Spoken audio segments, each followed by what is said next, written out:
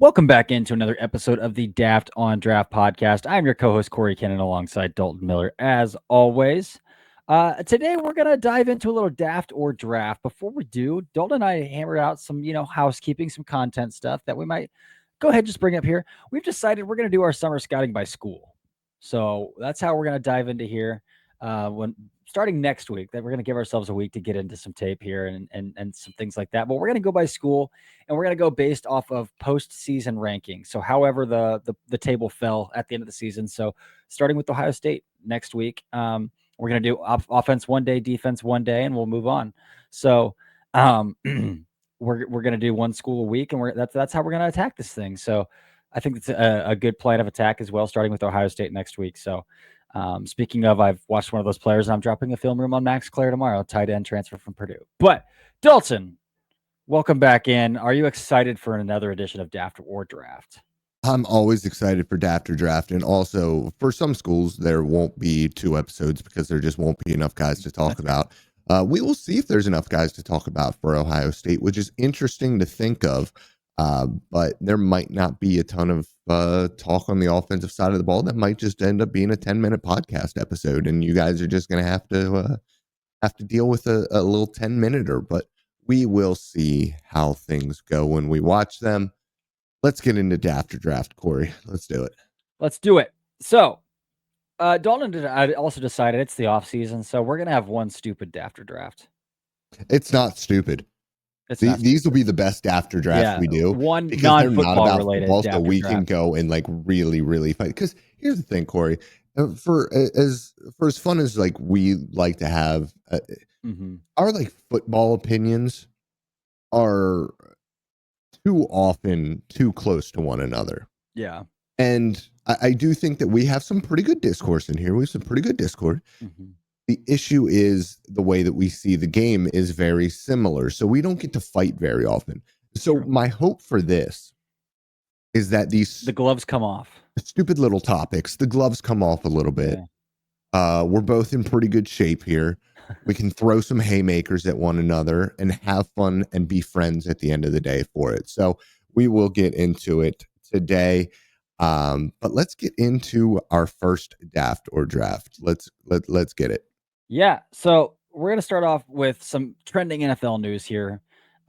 Today, Pro Bowl center, All Pro center, Frank Ragnow has retired from the Detroit Lions. And in OTAs, it has been Tate Ratledge, second round pick, who has been taking those first team center reps. So, he is not the only offensive lineman who is replacing a retired player here either. With Kelvin Banks being drafted to the Saints, and I know they might kick Fuaga back to the right side, and technically Fuaga would be whatever. So we're going to leverage those two players against each other and say, Dalton, and we're going to leverage the second round pick above the first round pick here and say, Dalton, Daft or Draft, Tate Ratledge is in a position to have a bigger impact replacing a retired Pro Bowler than the first rounder Kelvin Banks.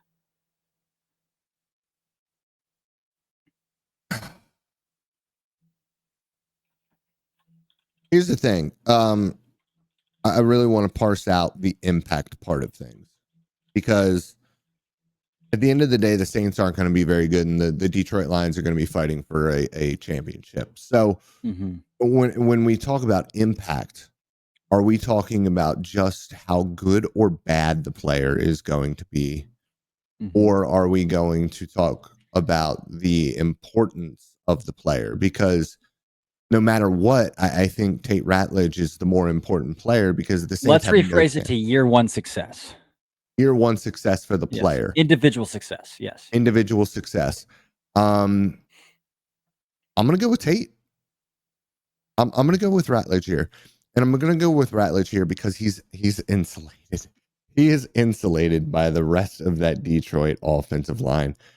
Christian Mahogany, Graham Glasnow, are they fantastic? They're decent players. Taylor Decker, Penei Sewell, and then you have that offensive run game. I mean, it'll be interesting now because there's a new offensive mind at the helm. But I think that you have you have a rookie quarterback, and then you have a second-year quarterback who was a fifth-round pick in New Orleans. I just don't believe that Kelvin Banks will be set up for success there at left tackle. No matter how well he really plays, he's going to have a lot on his plate. And so for me, I just think the insulation around Tate Ratledge is where this really comes down to. That's where I'm going with this as well. And not only that, more specifically, the quarterback play that they're going to be protecting as well. With, in my opinion, Tyler Shuck doesn't handle pressure very well, which causes him to bail and to drift often. And when he does that, he's giving pass rushers very easy angles to him and compromising any sort of leverage advantage that offensive tackles have. And so if Shuck is going to feel that pressure and bail a lot, then like Banks is going to be put in a pretty suspect position that isn't necessarily his fault. But the Bangladeshian graders for a certain analytical website don't know the difference, and they'll knock him for it anyway. So like where we look at Jared Goff, who is a professional at getting the ball out on time, understanding how to hit the top of his drops, even climb in a little bit and just get the ball out. Like he's not going to hold the ball forever. He's not going to bail. He's not an athlete for one. Like he's not that kind of athlete. Not that kind of quarterback. So he's going to be easier to protect. He's going to be easier, like just naturally is going to be easier to protect as well. So I'm in complete agreement here. I'm going to go with Tate too on this, and I think that Tate is going to be set up for better success replacing a retired offensive lineman. Yeah, and this isn't to say that I don't think that Kelvin Banks could be successful as a left tackle in the NFL. And it'll be interesting to see how everything shakes out with him, Trevor Penning, and Talisi Fuaga all on that roster. What do they do with Trevor Penning? Because we saw him last year come in and play a lot better. So you have 3 first-round picks on that offensive line at tackle and guard. And then you also have Cesar Ruiz, who is a former first-round pick, and Eric McCoy, who is a former second-round pick. So, like, the Saints have really, really thrown assets over the past half decade on the offensive line. Mm-hmm. But, man, that quarterback situation is just not conducive to success for that offensive line whatsoever. And even if Rattler wins the job, who has developed into a kind of a pocket passer compared to what he was at Oklahoma, like still has those tendencies where he wants to fall off that back foot big time. So, yeah, I just think that we're in a position where we're talking about which quarterback is way easier to protect for, and it's Goff by a million miles. So, yeah. Walton, bring up the final one? I got the second one here. Okay. I got the second one here. The age-old question. People have argued about this forever. Mm-hmm. And we're going to take this from 2 separate angles, okay? Mm-hmm. I'm going to ask the question first, and then I will break it up into 2 separate parts. But Tim the Tatman, who is a streamer, a video game streamer, has a song about this. Actually, it was remixed into a song. And that is, Corey, after draft, waffles are better than pancakes. Now, before you answer, we're going to break this up into 2 parts. Okay. At their peak and at their average or their median. Which is better? Corey, go. At their peak. See, it's first of all, you have to Daft or draft. Waffles are better than pancakes.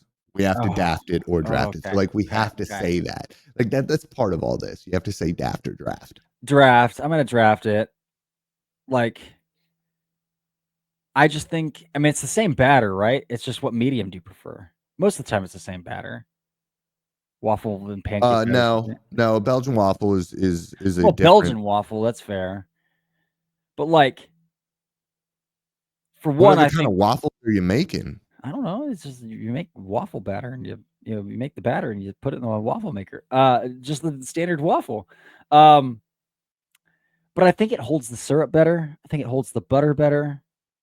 And like, if I'm getting really into the fine details of it, it's like people go to Waffle House at 2 in the morning. People don't go to IHOP at 2 in the morning. I guess people probably do go to IHOP at 2 in the morning, but like, it's Waffle House who has the reputation of like, this is where you go when you're craving late night food, when you're most of the time drunk. No, people aren't going there like, or to witness a fight between no, employees. exactly. Waffle House is an experience. It It's is. you're not going there for the food. You're not going there Oh, I for the take that. waffles. No. I take offense to that. The waffles are very good too. The chocolate chip waffles, they slather that chocolate on there. So you are drafting that waffles are better than pancakes.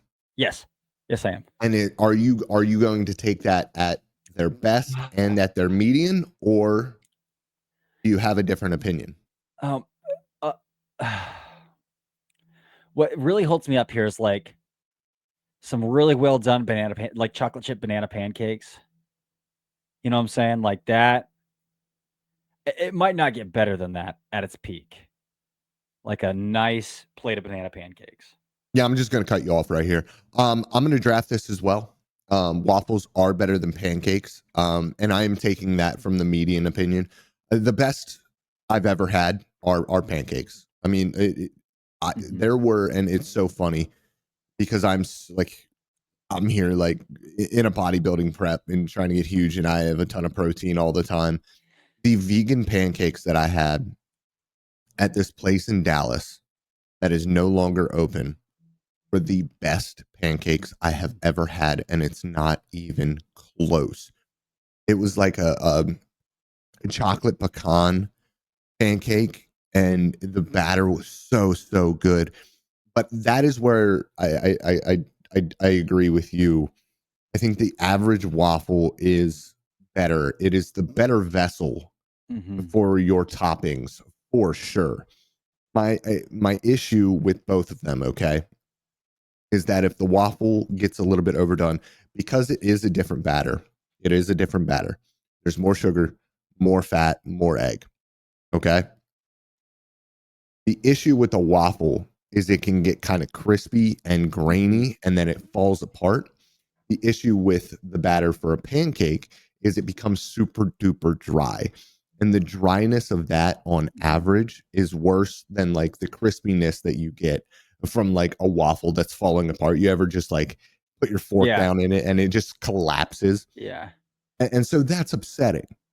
But you can deal with that with the syrup that's going to scoop it up. And then you can kind of scoop it up and it's not dry once you saturate that because of the fat content that's in there. It gets a little bit creamier again because the egg gets a little bit creamier. You can't really do that with the pancake. You're like fighting to get that dry pancake down. And so for me, yes, the average waffle is better. I used to go to Denny's and get the Grand Slam all of the time when I was in the Army, and I would get waffles with it instead of pancakes. So I'm definitely there with the waffle gang. If you want to get super into the weeds with it as well, like just think if like you're in a pinch and you want to like throw one of the two from a freezer into something and eat it, like microwave pancakes can get like they're different temperatures, they're different textures. Like the middle's hard, or like it's really mushy, and funny you part of say it's that. hard. It's really funny. You throw a Funny you waffle in say a that toaster, because it's cooked the same consistently, and it's fine. You just grab it and scoop it, and you throw it in your mouth. in the United States, I absolutely agree with you. Here we have some frozen pancakes that are bomb. We give them to our son. They are fantastic. Now I throw mine in the air fryer for a minute. Ooh, okay. And that's incredible. That's the move. And guys, if you don't have an air fryer, you're effing up. An air fryer is an absolute game changer, not just from a taste perspective, from a texture perspective, but also from a nutritional perspective. You can be so much healthier throwing stuff into an air fryer than you can with conventional oven cooking. So waffles are in fact better than pancakes. And if you disagree with us, you're wrong. Don't care. All Let right. us know on the internet. Yeah, let us know for sure. Last but not least here, let's talk a little Hard Knocks here. The Buffalo Bills will be on Hard Knocks this year. So, thinking about the rookie class, thinking about the Bills rookie class, obviously Keon Coleman's going to steal the show, but he is not a rookie this year. Um, of the Bills rookie class, Dalton, Daft or draft, Landon Jackson will have the biggest Hard Knocks presence of all the rookies from the Bills class. Draft, and I really wanted you to say Maxwell Hairston will because he was the first round pick, but we were talking about this and it was all surrounding Landon Jackson. So yeah, it's going to be Landon Jackson. And if Landon Jackson doesn't steal the show, it will be the battle between Maxwell Hairston losing his job to Dorian Strong. That's what that's what it'll be, because that's just like the most Bills thing that could happen. The sixth rounder starting over the first rounder. And the reason why I say Landon Jackson is going to be number one is, first of all, he's bald. And I don't know if you guys know this, but so is Sean McDermott. So I can see the Hard Knocks crew having a little bit of fun with the bald guys. But most importantly, there was an NIL deal with Landon Jackson with a little organization called the WWE. Landon Jackson is going to be a professional wrestler after he is done being a professional football player. That dude is going to absolutely take this opportunity with cameras everywhere to market himself for the future. And if he doesn't, I would be shocked. I would be shocked. I would be appalled. I would call his agent personally and ask him what the hell is going on. Because if he wants to and you sign a deal with the WWE, you have to have some interest in that field, the entertainment field. Go out there and do your thing, my man. And if you have the personality for it, it'll show. It'll show on that television show. They will figure it out. They are finding the most entertaining points of this. And when you look at the defensive side of the ball for them, who else is it going to be? Obviously, they're going to do the DeMar Hamlin story for sure. Yeah. They'll probably talk about Tre'Davious White and all of his injuries. But Landon Jackson has the opportunity to steal the show on the defensive side of the ball for the Buffalo Bills. And I hope that he does it. And I hope that it is everything that I want it to be.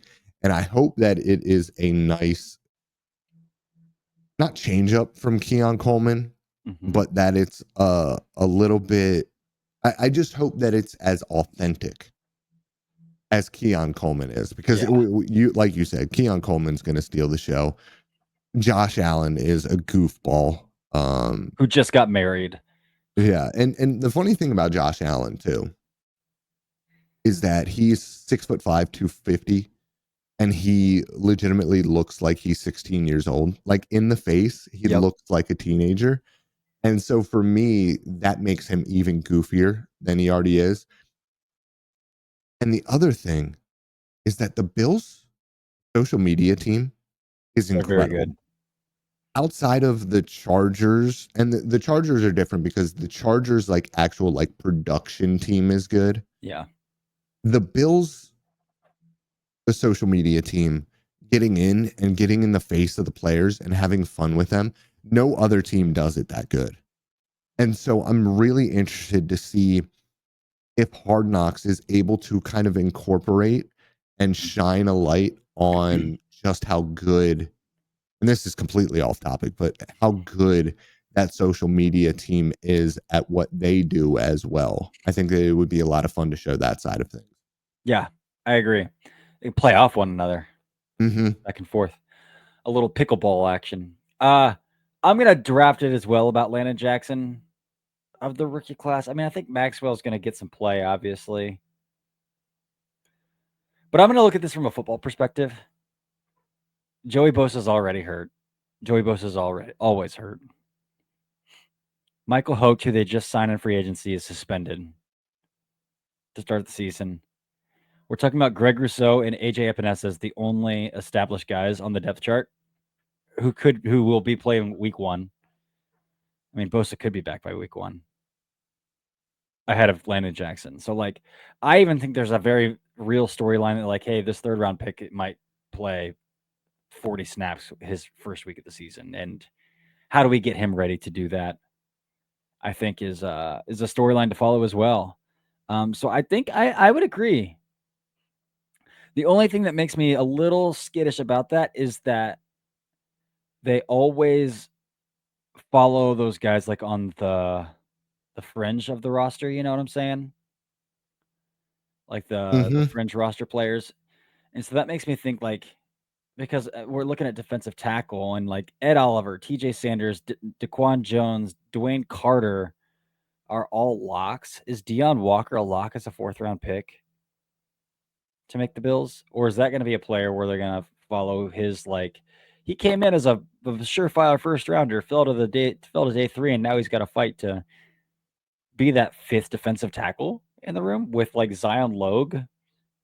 Maybe, Like that would be my only maybe other consideration here. But they could also just. I'm just looking at this from another is Chase Lunt or Jackson Hawes being also kind of like on the fringe as well. You're right.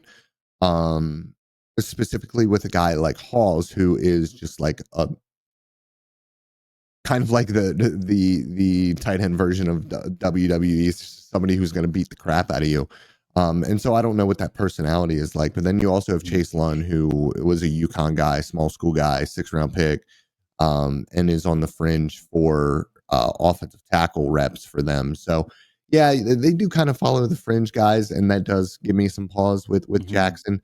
I just think that the personality is going to be so big, and I think that if you take the opportunity to really put yourself out there, we've right, seen bigger names. It just all depends on. I think some guys just like don't want it, yeah, you know, and I think that because of the WWE NIL deal, I think that he'll kind of put himself out there for it.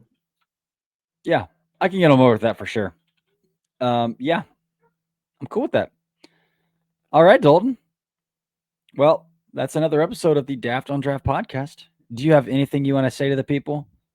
Yeah, obviously, I want to say that I love you guys. I will have some news when it is right for me to talk about it. But yeah, big things coming for me. And make sure that you guys are going to the Patreon, signing up for whatever interests you. Reach out to me about the Discord. I am trying to really grow that thing right now. I want people to join the community. I want people to join Corey's community on Discord as well, so we can talk about the draft. Mine, talk about the Cowboys, talk about the draft, talk about fitness, talk about food, talk about mentals, all of it. I love you guys, and I hope Corey does too. I'll let him take you out. Occasionally. Yes. But that is it. That's another episode of the Daft on Draft podcast. Thanks for hanging with us. We're getting deep into this off season. We're getting back to tape. So good things happening all around. Until next time, this has been the Daft on Draft podcast.